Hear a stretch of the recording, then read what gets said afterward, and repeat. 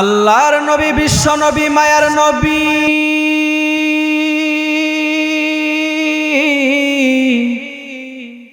উনি একদিন ইসলামের জন্য চাদর বিছাইয়া সাহাবায়ে কেরামকে লক্ষ্য করে ডাক দিয়ে বলেন, ও আমার সাহাবীরা রে,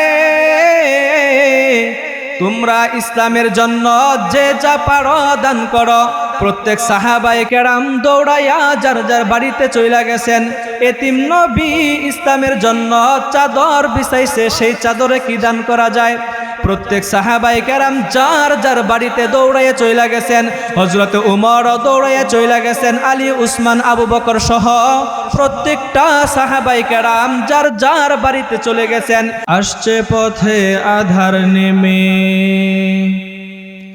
তাই বলে কি রইব থেমে, বারে বারে জ্বালাবো বাতি, হয়তো বাতি জ্বলবে না।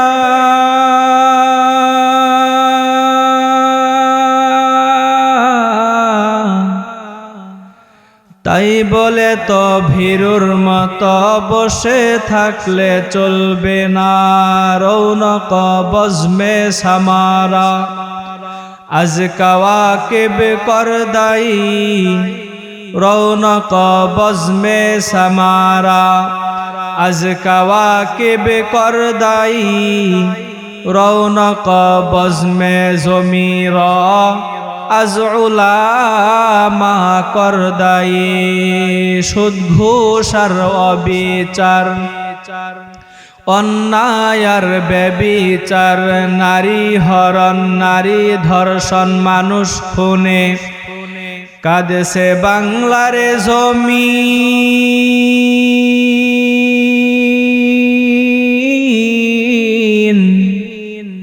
বিদায় হতে চলেছেন নবীজির রক্তে মাখা দিন। সিটিআর টেলিভিশন, ইন্টারনেট আর মোবাইল ফোন কেড়ে নিল মানুষের মন। খোদার কালাম লাঞ্ছিত হয়ে কাঁদছে বিশ্বের জমিন।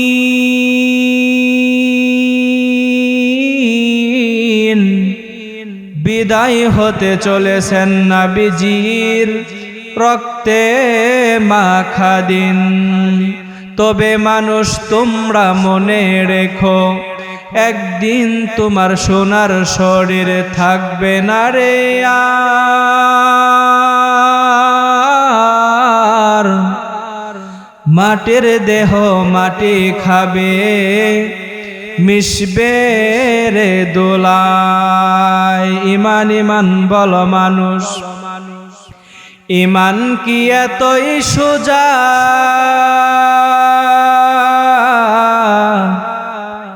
সত্যিকারের ইমানদার কি কখনো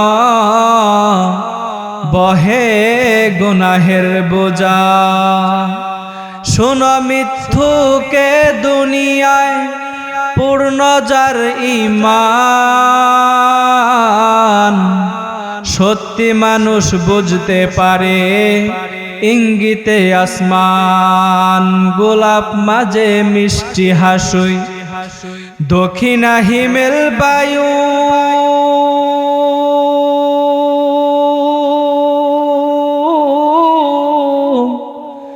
কোথা থেকে পেলে মানুষ তোমার জীবনের এ আয়ু? মাঠ ভরা ওই কে দিল রে শস্য ফুরান, পাখির কণ্ঠে কে দিল গো কোহ কোহ তান। চিন্তা করে দেখো মানুষ, এসবই হলো আল্লাহ তাআলার দান। কদরে কুদরত দারি বর কামাল, আনতা রব্বি আনতা হাসবি জুল জালাল। তুহি কাদের জলিলুল্লাহ জাহাদার, বহর হালে তুহি মেরা নিগাহদার। এতিম নবী ইসলামের জন্য চাদর বিছাইছে, সেই চাদরে কি দান করা যায়? হযরতে আবু বকর রাদিয়াল্লাহু তাআলা আনহু দৌড়ায়া যাইয়া তার বিবিকে ডাক দেয়া বলেন, বিবি রে, এতিম নবী ইসলামের জন্য চাদর বিছাইছে, সেই চাদরে কি দান করা যায়? আবু বকর রাদিয়াল্লাহু তাআলা আনহুর স্ত্রী ডাক দিয়ে বলেন, প্রিয় স্বামী, ইতিপূর্বে ইসলামের জন্য যে সকল আসবাবপত্র ঘরের ভিতরে ছিল সব কিছুই আপনি দান করে দিয়েছেন। আমার ঘরের মধ্যে এখন কোনো কিছুই আর বাকি নাই, মাত্র ওযু করার একটি লুটা, লবণ উঠানোর একটি চামিচ, আর একটা লবণদানি, আর কিছু কাপড় চোপড় আছে। এছাড়া ঘরের ভিতরে আর কোনো কিছু বাকি নাই গো স্বামী। আবু বকর ডাক দিয়ে বলেন, প্রিয় স্ত্রী, ঘরের ভিতরে যা আছে সকল কিছুই গাঁটটি বেঁধে দাও। জোরে কোন সুবহানাল্লাহ। হযরত আবু বকর রাদিয়াল্লাহু তাআলা আনহুর কথা শুনে তার স্ত্রী ঘরের ভিতরে যে সকল আসবাবপত্র ছিল, ওযু করার একটি লুটা, আর একটি লবণ উঠানোর চামিচ, একটা লবণদানি, আর কিছু কাপড় চোপড় আসবাবপত্র, সকল কিছুই গাঁটটি বেঁধে হযরত আবু বকর রাদিয়াল্লাহু তাআলা আনহু নবীজির দরবারে যাওয়ার জন্য রওয়ানা। যেই মাত্র ঘর থেকে বের হয়েছেন, পিছন দিক থেকে বিবি ডাক দিয়ে বলেন, ওগো স্বামী,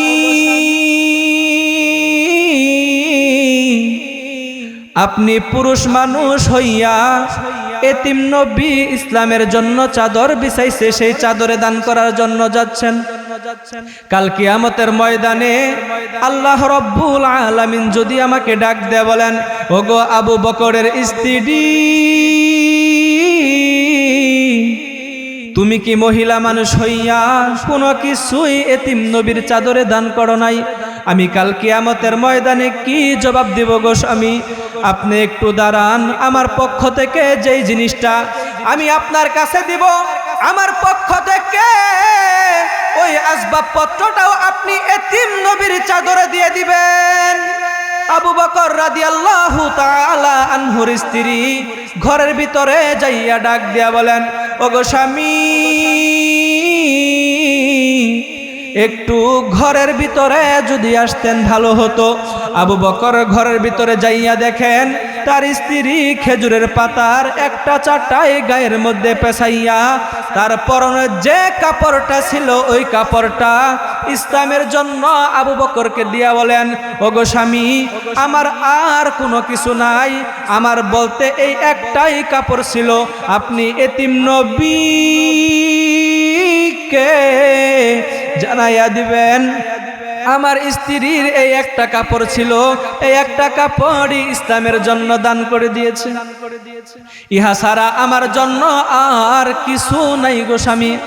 আবু বকর রাদিয়াল্লাহু তাআলা আনহু যখন সকল কিছু লইয়া যাওয়ার জন্য রওনা হয়েছেন, এরপরে হযরত আবু বকর রাদিয়াল্লাহু তাআলা আনহু নবীজির সামনাসামনি যেই মাত্র উপস্থিত হয়েছেন, আবু বকর সামনে, আবু বকরের পিছনে হযরত উমর, বিশ্বনবী তাকায়া দেখে উমরের পিছনে হযরত জিবরাইল।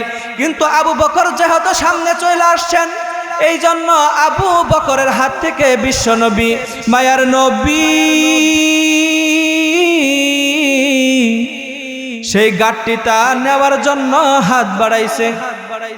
জিবরাইল পিছন থেকে ডাক দিয়ে বলেন, মায়ার নবী, আবু বকরের হাত থেকে ওই হাদিয়াটা আপনি আগে নিবেন না। আমার হাতে যে হাদিয়াটা দেখতেছেন, যে গাঁটটিটা দেখতেছেন, আল্লাহ রব্বুল আলামিন এই গাঁটটিটা জান্নাত থেকে আবু বকর ও তার স্ত্রীর জন্য আল্লাহ রব্বুল আলামিন নিজে পাঠাইছেন। সুতরাং আবু বকরের হাতে যে হাদিয়াটা আছে, এই হাদিয়াটা নেবেন আপনি এক হাত দিয়ে, আর আবু বকরের কাছে, আমার কাছে যে হাদিয়াটা, এই হাদিয়াটা দিবেন আপনি আবু বকরকে এক হাত দিয়ে। এবার রাসূলুল্লাহ সাল্লাল্লাহু আলাইহি ওয়াসাল্লাম জিবরাইলকে ডাক দিয়ে বলেন, ওগো জিবরাইল, এমন কি দান করেছে গো জিবরাইল, আল্লাহ রব্বুল আলামিন তোমার জন্য সেই দানের কারণে জান্নাত থেকে হাদিয়া পাঠায়। আবু বকর রাদিয়াল্লাহু তাআলা আনহু ডাক দিয়ে বলেন, মায়ার নবীজি, আমি তো গরিব মানুষ, আমার কোনো দান করার জন্য এমন কোনো কিছু নাই। আমার ঘরের ভিতরে মাত্র একটা অজু করার লুটা আর লবণের একটা দানি আর কিছু কাপড় চোপড় আছে, ওগুলোই লইয়া আমি চলে আসছি। আর আসার সময় আমার বিবির গায়ে একটা কাপড় ছিল, ওই কাপড়টাই খুইলা ইসলামের জন্য দান করে দিছেন, তার গায়ে খেজুরের একটা চাটাই বিছাইয়া। বিশ্বনবী ডাক দিয়ে বলেন, আবু বকর রে, কেন গো আবু বকর, কেন? তাহলে তুমি ঘরের ভিতরে কি রাইখা আসছো? আবু বকর ডাক দিয়ে বলেন, মায়ার নবী,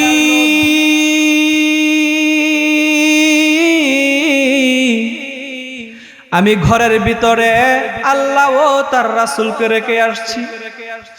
নবীজি ডাক দেবেন, আবু বকর রে, তোমার স্ত্রীর এই ধানের কারণে, তোমার স্ত্রীর এই ইসলামের জন্য উৎসর্গের কারণে আল্লাহ রাব্বুল আলামিন হযরতে জিবরাইলের মাধ্যমে জান্নাত থেকে জান্নাতি পোশাক পাঠাইয়া দিছে। ও মুসলমান, এই ছিল সাহাবায়ে কেরামের নবীজির প্রতি, ইসলামের প্রতি উৎসর্গ, যার কারণে আল্লাহ রাব্বুল আলামিন নিজে তাদের প্রতি এমন রাজি আর খুশি হয়েছেন, যার কারণে তারা দুনিয়াতেও থাকতে জান্নাত থেকে জান্নাতি পোশাক পাঠাইয়া দেন। তাহলে সাহাবায়ে কেরাম নবীজিকে কেমন মানতেন, কেমন নিজের জন্য আদর্শ আর মডেল হিসেবে গ্রহণ করছেন, আল্লাহ রাব্বুল আলামিনকে কেমন ভালোবাসছেন। বিশ্ব নবী, মায়ার নবী যখনই কোনো বিষয় সাহাবায়ে কেরামকে জানাইতেন, সাহাবায়ে কেরাম তা পালন করার জন্য পাগল হয়ে যাইতেন, যার কারণে সাহাবায়ে কেরাম তারা দুনিয়াতে থাকতেও জান্নাতের সার্টিফিকেট প্রাপ্ত হয়েছেন। হযরতে খাদিজা রাদিয়াল্লাহু তাআলা আনহা যখন দুনিয়া থেকে বিদায় হয়ে চলে যাবেন, এর কিছুদিন পূর্বে ঘরের ভিতরে শুয়া শুয়া কান্না করেন। তার কন্যা হযরতে ফাতেমা রাদিয়াল্লাহু তাআলা আনহা তা দেইখা বিশ্ব নবীর কাছে যাইয়া ডাক দিয়া বলেন, আব্বা জান, আম্মা তো ঘরের ভিতরে শুয়া শুয়া কান্না করে। বিশ্ব নবী, মায়ার নবী দৌড়াইয়া আইসা ডাক দিয়ে বলেন, খাদিজা রে, কেন গো খাদিজা, কেন তুমি কেন কান্না করো? কোন জিনিস তোমায় কাঁদাই রে খাদিজা? খাদিজা ডাক দিয়ে বলেন, মায়ার নবী গো, আমি খুব ভালো করে চিন্তা ভাবনা করে দেখলাম, দুনিয়ার মধ্যে যখন আমি কোনো বিপদে পড়িয়া যাই, আপনি দৌড়াইয়া আইসা আমাকে সে বিপদ থেকে উদ্ধার করার জন্য চেষ্টা করেন। আমার বংশের লোক, আমার গোত্রের লোক, আমার কবিলার লোক দৌড়াইয়া আইসা আমি খাদিজাকে সে বিপদ থেকে উদ্ধার করার চেষ্টা করে, কিন্তু আমি খাদিজা খুব ভালো করে চিন্তা করে দেখলাম, ওই কবর,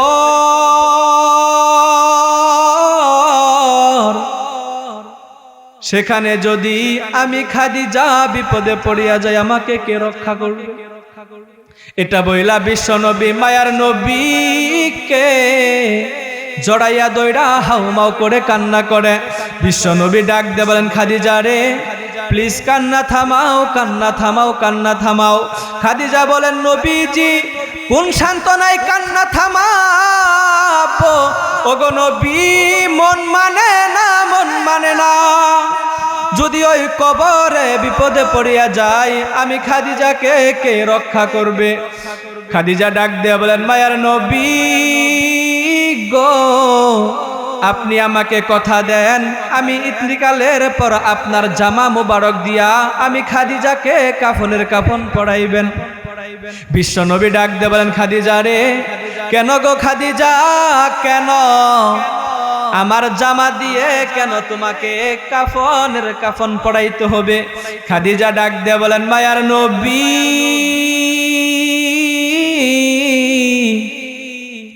যদি ওই কবরের মাটি আপনার জামা আমার গায়ে দেখে, ওই কবরের মাটি হয়তো ভাববে আমি আপনার দলের লোক। সুবহানাল্লাহ।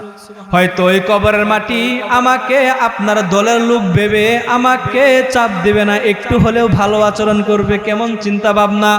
খাদিজা রাদিয়াল্লাহু তাআলা আনহুকে বিশ্বনবী জানায়া দেন, লাগবে না, লাগবে না, লাগবে না, আমার জামা লাগবে না রে খাদিজা। আমি বিশ্বনবী কথা দিলাম, যতক্ষণ পর্যন্ত তোমার কবরে সওয়াল জবাব চলতে থাকবে, আমি মুহাম্মদ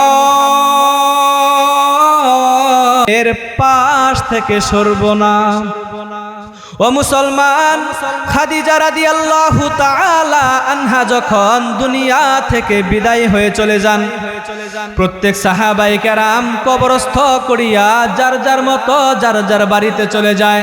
কিন্তু বিশ্বনবী, মায়ার নবী,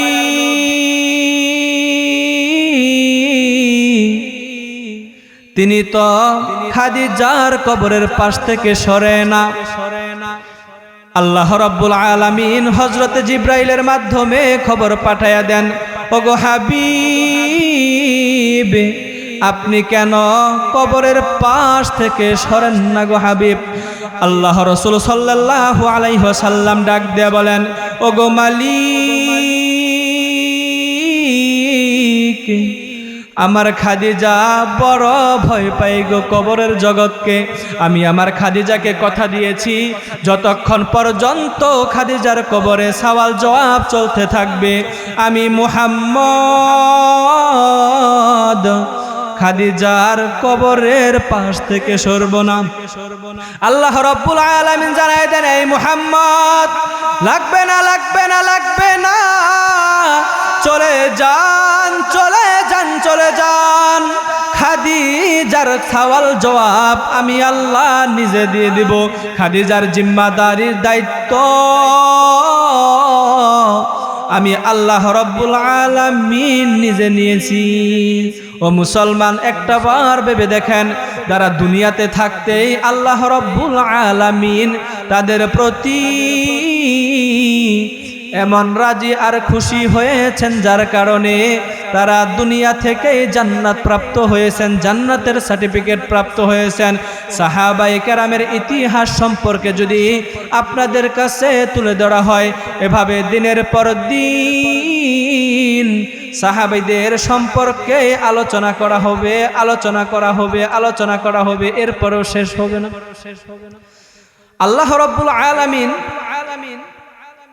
এই জন্যই পবিত্র কালামুল্লাহ শরীফের মধ্যে বর্ণনা করেন, আমিনু কামা আমানান নাস, তোমরা ঈমান আনো ওই সকল মানুষের মতো। ওই সকল মানুষ কারা? যারা হলেন সাহাবায়ে কেরাম। তো সাহাবায়ে কেরামকে আমাদের জন্য আদর্শ আর মডেল হিসেবে গ্রহণ করতে হবে। এটাই আমাদের জন্য সবচাইতে বড় আল্লাহ রাব্বুল আলামিনের পক্ষ থেকে পাওয়া। যে কথাগুলো বললাম, আল্লাহ রাব্বুল আলামিন আমাদের সবাইকে আমল করার তৌফিক দান করুন।